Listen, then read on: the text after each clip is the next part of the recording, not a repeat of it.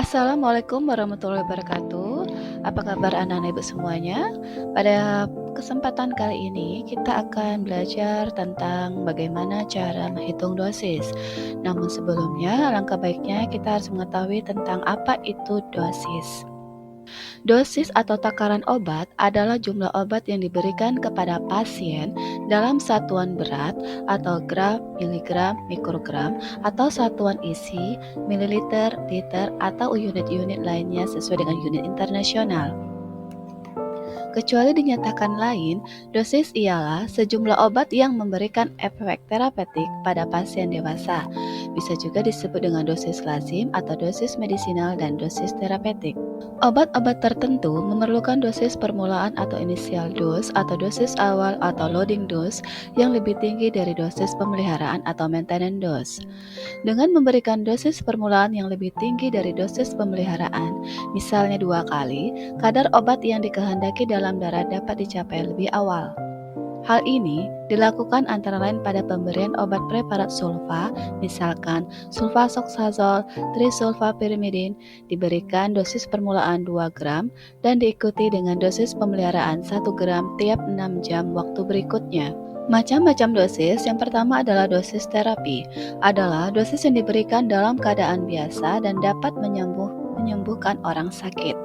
Kedua adalah dosis maksimum, yang merupakan batas dosis yang relatif masih aman yang diberikan kepada penderita atau pasien. Dosis terbesar yang dapat diberikan kepada orang dewasa untuk pemakaian sekali dan sehari. Tiga adalah dosis toksik, adalah dosis yang diberikan melebihi dosis terapeutik sehingga dapat menyebabkan terjadinya keracunan obat. Yang keempat adalah dosis letal, yaitu dosis atau jumlah obat yang dapat mematikan bila dikonsumsi. Bila mencapai dosis ini, orang yang mengkonsumsi akan mengalami kelebihan dosis atau overdose. Yang kelima adalah initial dose, yang merupakan dosis permulaan yang diberikan pada penderita dengan konsentrasi atau kadar obat dalam darah dapat dicapai lebih awal. Keenam, loading dose adalah dosis obat yang memulai terapi, sehingga dapat mencapai konsentrasi terapeutik dalam cairan tubuh yang menghasilkan efek klinis. Yang ketujuh adalah maintenance dose, adalah dosis obat yang diperlukan untuk memelihara dan mempertahankan efek klinik atau konsentrasi terapeutik obat yang sesuai dengan regimen dosis. Diberikan dalam tiap obat untuk menggantikan jumlah obat yang dieliminasi dari dosis sebelumnya.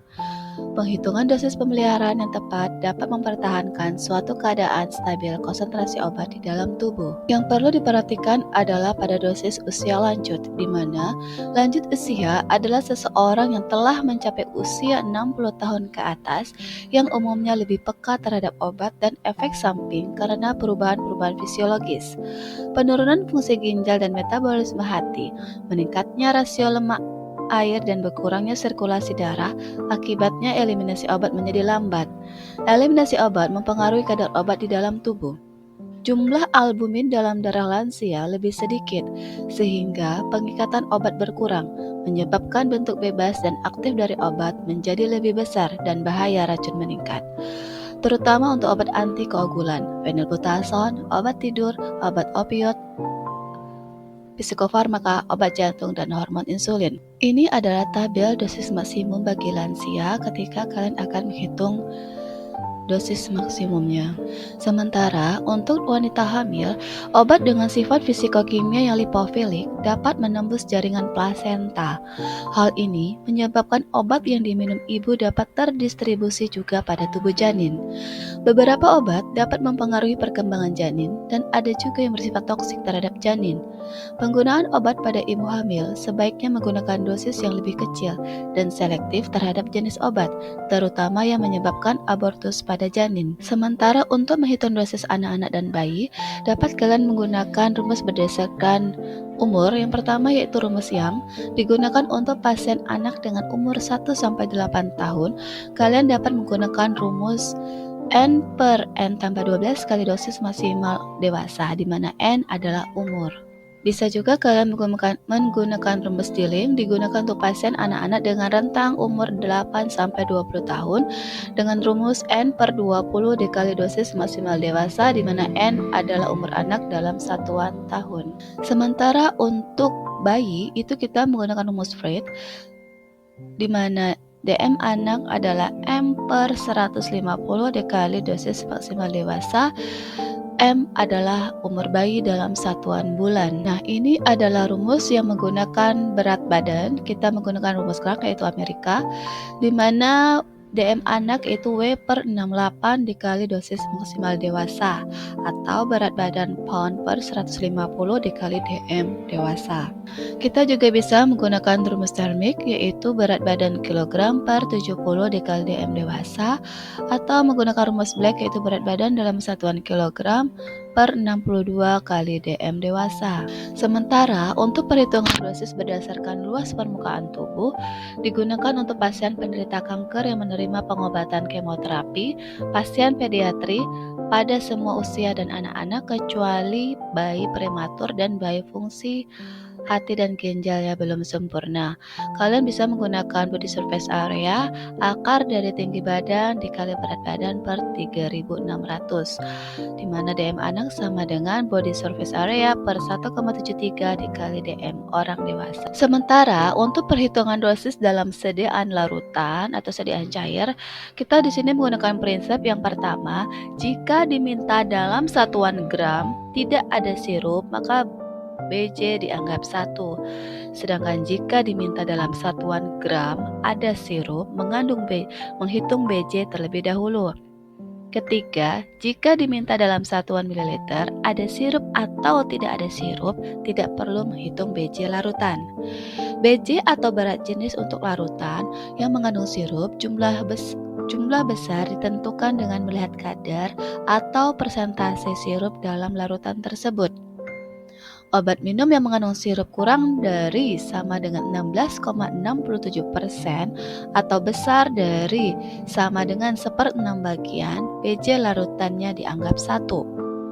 Sedangkan untuk obat minum yang mengandung sirup lebih dari 16,67% atau besar dari 1/6 bagian, maka BJ larutan dianggap 1,3. Nah, rumus yang digunakan untuk menghitung jumlah obat tiap sendok pada resep larutan dalam satuan gram yaitu dosis pemakaian 1 kali pakai sama dengan jumlah sendok dikali volume sendok dikali berat jenis per berat total sediaan dikali jumlah bahan obat satuan miligram.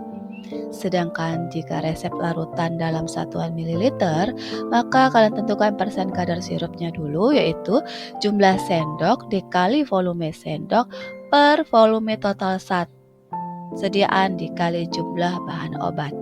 Nah, kita mengenal 3 macam sendok pada sediaan sirup, yaitu sendok teh sebanyak 5 ml kuantitinya, kemudian sendok bubur 8 ml, dan sendok makan itu adalah 15 ml. Nah, di sini kita juga akan mengenal yang namanya DM gabungan atau searah atau sinergis. DM gabungan adalah dosis maksimum yang dijumlahkan dari 2 atau lebih bahan obat yang memiliki efek kerja searah atau sinergis. Bahan obat yang sinergis itu wajib dihitung dosis sinergisnya. Bisa saja untuk pemakaian tunggal obat tersebut tidak overdosis, namun apabila dihitung dosis sinergisnya jadi overdosis. DM gabungan dinyatakan tidak overdosis atau OD jika pemakaian 1 kali zat A ditambah 1 kali pemakaian zat B hasilnya kurang dari 100%. Atau yang kedua, pemakaian 1 hari zat A ditambah 1 kali pemakaian zat B hasilnya kurang dari 100%. Nah, ini adalah bahan obat yang bekerja searah. Nanti bisa kalian baca. Nah, ini adalah perhitungan dosis berdasarkan jam. Bisa rumusnya 24/N+1, di mana rumus ini tidak berlaku bila resep tidak mengandung antibiotik dan preparat sulfa. Atau 16/N+1. Rumus ini berlaku bila resep mengandung antibiotik dan preparat sulfa. Kita contohkan. diminum setiap 2 jam. Maka, bila tidak mengandung antibiotika dan preparat sulfa, maka jumlah pemakaian dalam sehari adalah 16/2 ditambah 1 sama dengan 9 kali pemakaian atau 9 kali minum. Kemudian, bila mengandung antibiotik dan preparat sulfa, maka jumlah pemakaian dalam sehari adalah 24/2 plus 1 sama dengan 13 kali pemakaian. Nah, pada resep itu nanti ada tertulis signa, DTD, dan tanpa DTD. Nah, untuk yang ditulis dengan detalis dosis atau DTD, ini saya contohkan, ada paracetamol 250 mg, CTM 2 mg, lactosa quantum statis, Mesovac pulveris detalis dosis, numero desem, signa, bis DD, unus. Artinya, paracetamol 250 mg tersebut itu untuk 1 bungkus. Maka, jika membuat 10 bungkus, jumlah paracetamol yang ditimbang dihitung dengan mengkalikan jumlah paracetamol di resep dengan numero atau jumlah bungkusan. Jadinya 250 mg dikali 10 bungkus sama dengan 2500 mg. Jadi paracetamol yang akan kalian timbang nanti sebanyak 2500 mg. Nah, sebaliknya untuk perhitungan dosis tanpa detalis dosis, misalkan paracetamol 1,5 gram, CTM 24 mg, lactosa quantum statis, Mesovac pulveris, numero 6 signa bis DD unus, artinya paracetamol 1,5 gram ini untuk 6 bungkus. Dan CTM 24 mg ini untuk 6 bungkus. Maka dosis 1 kali pakai CTM dihitung dengan membagi jumlah bahan obat dengan numero, yaitu 24 mg per 6 bungkus sama dengan 4 mg untuk 1 kali minum pada CTM. Nah, inilah perbedaan dari pemakaian atau signa pada resep dokter dengan detalis dosis atau tanpa detalis dosis, di mana dosis 1 kali pemakaian dengan resep ada detalis dosisnya atau DTD, perhitungannya adalah sesuai dengan jumlah obat yang tertulis di resep. Sementara untuk penimbangan bahan, jumlah obat yang tertulis di resep dibagi dengan numero. Kemudian untuk resep tanpa detalis dosis atau DTD, dosis 1 kali pakainya adalah jumlah obat yang tertulis di resep dibagi numero.